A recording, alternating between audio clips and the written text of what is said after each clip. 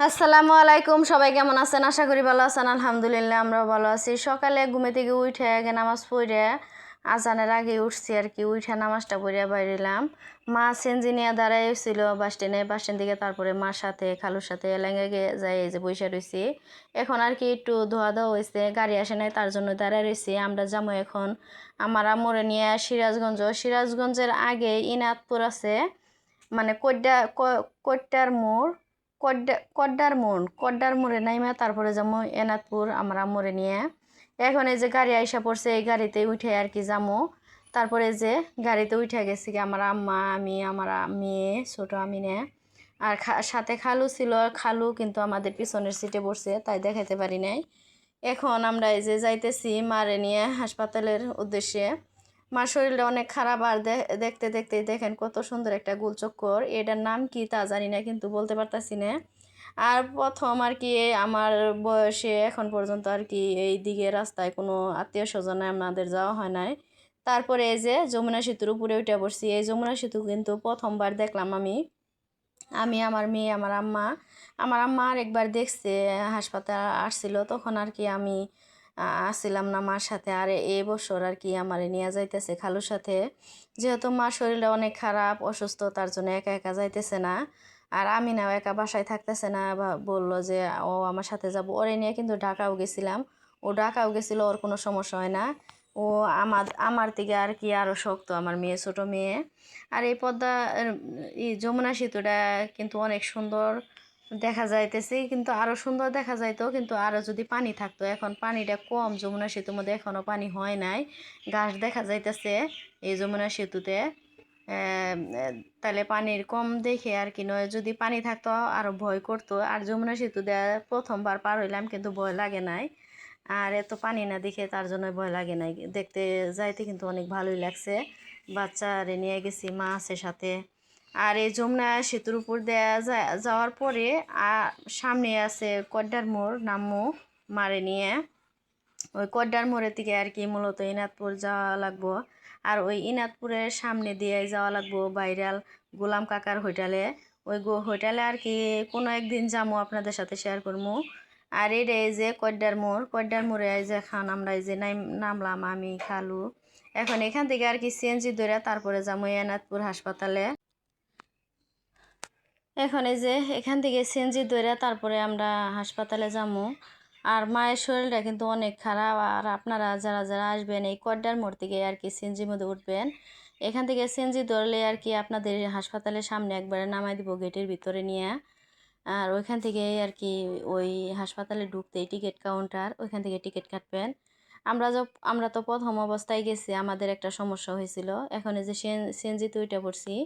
সিএনজিতে যাইতে যাইতে আর কি যা যায় হাঁটছে, মানে বেশি টাইম লাগে না, আধা ঘন্টা সময় লাগে যাইতে ওইখান থেকে। আর আস্তে আস্তে গেছে সিএনজিটা, আর তাড়াতাড়ি গেলে তো অনেক টাইম আরও কম লাগতো। ভারে ভারে যাইতে বলছি, আর রাস্তাটাও চাপা, তার জন্যই। আর এখান থেকে মূলত যাই আগে আপনারা সবাই একটা করে টোকেন দেয়, টোকেনটা নেবেন। আর আমাদের এই সমস্যাটা হয়েছিল, আমরা যাওয়ার পর টোকেন নিয়ে নেয়, যাওয়ার পর টোকেন সবাই নিয়ে গেছে গা, তারপর আমরা অনেক দেরিতে টোকেন নিছি, তারাই হাইদা দিছে। মানে বুঝতাম না যে টোকেন নিয়ে তারপরে টিকিট কাটতে হয়, ওই সিরিয়াল অনুযায়ী আপনাদের আর কি দিব, সিরিয়াল মতো ডাক্তারের একটা দিব, সিরিয়াল দিব। আর আমাদের সিরিয়ালটা অনেক পাইছে গেছিলো গা পরে টিকিট নেওয়ানোর কারণে।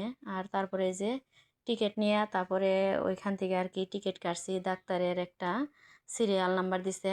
আর এদিকে আমি না 2 তলার উপরে উঠতেছে, মানে নিচতলায়, আমরা নিচতলায় ডাক্তার বসে। আর দেখেন মানে সৌদি আরবের মতো একটা সিস্টেম, গোলাকারে শেপ দিয়ে আর কি 2 তলাটা আর কি বানাইছে, কমপ্লিট করছে।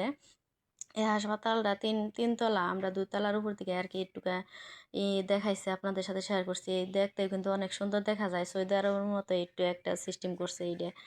আর সোনিয়া আক্তার রিমোর মধ্যে আইডি মধ্যে আর কি মধ্যে আমি দেখছিলাম এইরকম আর কি একটা শপে গেছিল আপু, সোনিয়া আপু। সেখান থেকে দেখে বললাম যে না, এটা তো আরেকবার সৌদি আরব দেখছি ভিডিওতে, সেরকমই আর কি একটা সিস্টেম। দেখতে কিন্তু অনেক সুন্দর দেখা যায়। আর আমরা এই যে এখন নিচতলায় বসে রয়েছি আমার আম্মুরে নিয়ে। এখন ডাক্তার দেখাইয়া তারপরে রওনা দিমু, ডাক্তার দেখাই ওষুধ নিমু এখান থেকে। আর খেলাধুলা করতেছে আমি না। তারপরে এই যে ডাক্তার দেখাইয়া সারছি আমরা, ডাক্তার দেখানো শেষ হয়েছে। আর দেখতে দেখতে কিন্তু অনেক টাইম গেছে গা, ডাক্তার দেখাইতে অনেক দেরি হয়েছে আমাদের, সিরিয়ালে যেহেতু পাইছে গেছিলাম তার জন্যই।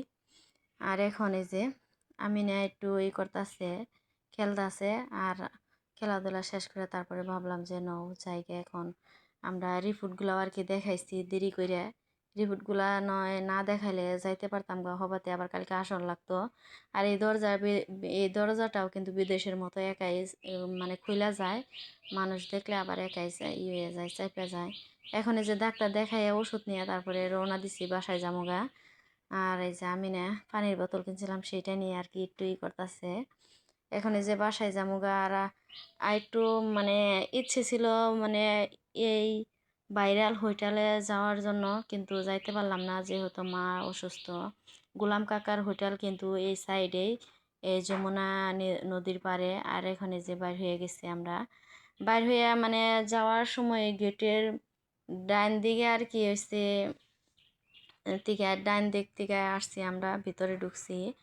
আর বাম দিকে কিন্তু গোলাম কাকার হোটেলে যাওয়া যায়, মানে ভাইরাল গোলাম কাকার হোটেল। কোনো একদিন যাব, ইচ্ছা আছে। গেলে পরে সবে আপনাদের সাথে শেয়ার করবো তখন।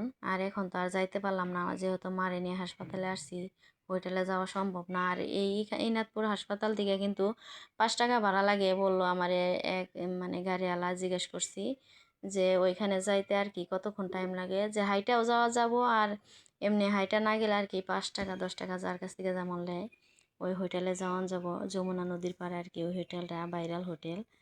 আর সবাই ভালো থাকবেন, সুস্থ থাকবেন।